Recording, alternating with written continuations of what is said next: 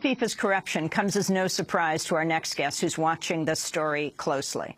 Benita Mersiades was head of corporate and public affairs with the Football Federation of Australia during Australia's bid for the 2022 World Cup, which ultimately was awarded to Qatar. She was let go from the bid team after disagreeing with the policy to influence the vote of FIFA's executive committee members with money for pet projects, and testified during FIFA's own investigation into corruption in the 2018 and 2022 World Cup bidding process.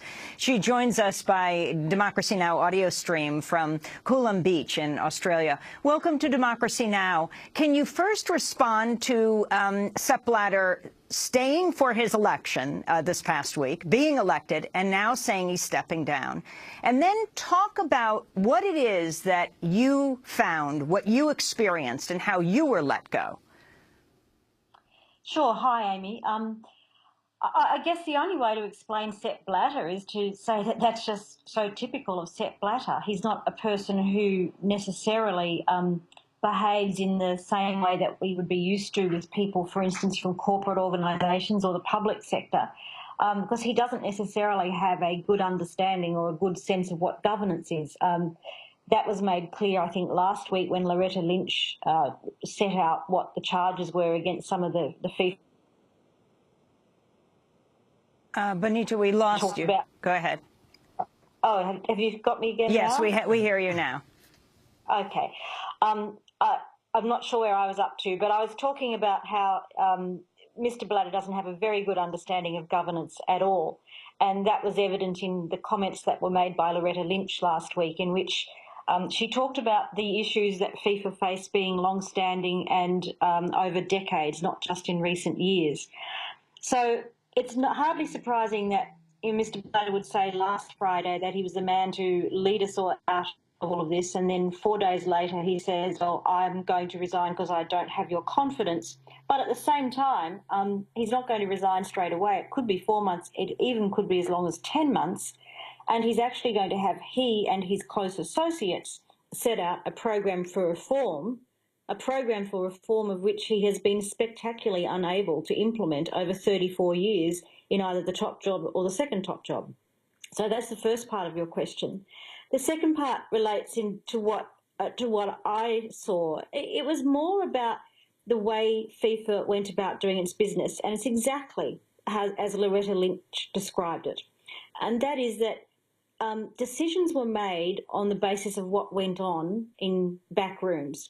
There were deals, there were counter deals, there were double deals, there was subterranean behaviour, and there was no transparency whatsoever. If the bids had been considered on their merits and on the basis of objective criteria, it is unlikely that Qatar and Russia would have ended up winning 2022 and 2018. But in fact, we don't really know what went on and how those decisions were made. And so we got the outcome that we did in relation to those bids. And while these issues around FIFA are long-standing and have been going on for decades, there's no better example than those two decisions. And what about the potential for real reform, not just a shuffling of the people at the top? For instance, Prince Ali, who is a potential replacement as head of FIFA, do you think he augurs any possibility for real reform? Look, I think almost anyone, but almost, would.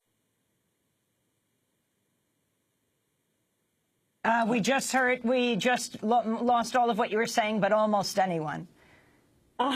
Okay. Sorry, repeat what you're saying. One would be an improvement on who has been there for the past 34 years. Benita Mersiades, can you talk about what happened to you? Well, what happened to me was I was working as part of the bid team, and then I was. We're going to try to fix your audio. Meanwhile, we're going to go to Michael Cohen, who's head of the National Whistleblower Center in Washington, D.C. Michael, you usually deal with people who are, whistleblowers on the FBI or the CIA or police, author of Whistleblower Law, A Guide to Legal Protections for Corporate Employees. Why is the FIFA story internationally so relevant to what's happening in this country today? Well, thank you.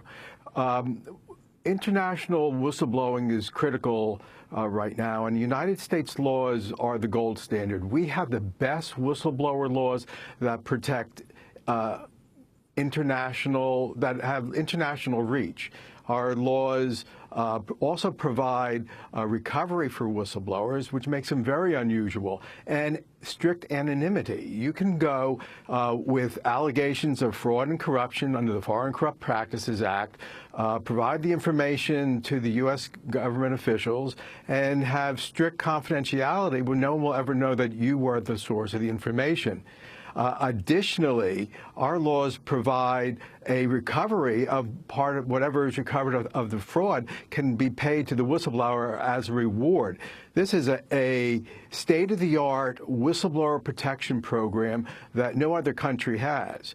And our laws are long-reaching. Foreign nationals are as free to file these claims as anyone else, and tens of millions of dollars have already been paid out to foreign nationals to address corruption occurring around the world. So this is the state-of-the-art whistleblower protection available, and it's no surprise that you see the Justice Department of the United States leading the charge against this type of massive fraud. As whistleblowers around the world come forward, the information will end up being filtered into the appropriate U.S. investigative agencies, and corrective action can occur. But, Michael Cohen, doesn't that also raise certain concerns about the spreading of the U.S. legal system worldwide in this sense, in terms of being able to prosecute crimes that may not necessarily have been committed in the United States itself? Not at all. These are crimes, these are international crimes, and in order to get jurisdiction, some form of the tentacle of the criminal conduct has to have occurred or touched the United States. So this is in order to bring a fair playing field around the world to ensure that bribes are not the driving force behind large contracts. It's the only regime that's out there. It's the state of the art. What should be happening is all the other countries should be developing similar type of laws.